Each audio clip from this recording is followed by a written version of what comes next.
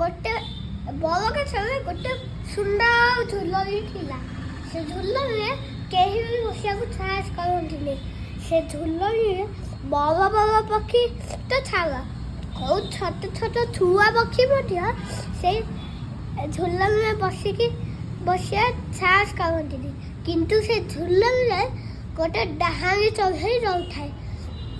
ଯିଏ ବି ସେ ଝୁଲଣି ଆଗକୁ ଯାଏ ସେ ଝୁଲଣିରେ ଏମିତି ଆଟକି ଯାଏ।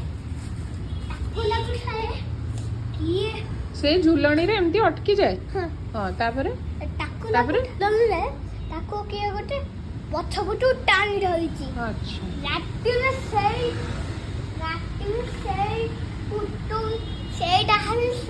ଡାହାଣୀ ଚଢ଼େଇ ସେଇଠାରେ ହିଁ ବସେ। ରାତିରେ ଡାହାଣୀ ଚଢ଼େଇ ସେଇଥିରେ ବସେ। ହଁ। ତାପରେ ପୁରା ସେଥିରେ ଇଆଡେ ଅନେକ। ହଁ। ପୁରା ଏମିତି କରି ଝୁଲେ।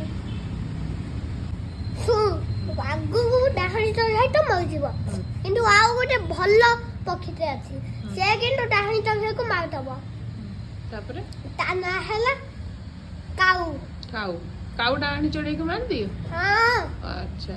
ତାପରେ ସେ କାଉ ହେଲା ଡାହାଣୀ ଚଢ଼େଇଠୁ ବି ବଡ, ଆମଠୁ ବି ବଡ, କବାଟଠୁ ବି ବଡ, ଲିଚିଠୁ ବି ବଡ। ଲିଚିଠୁ ବି ବଡ। ହଁ, କାଉଠୁ ବି ବଡ। ହଁ।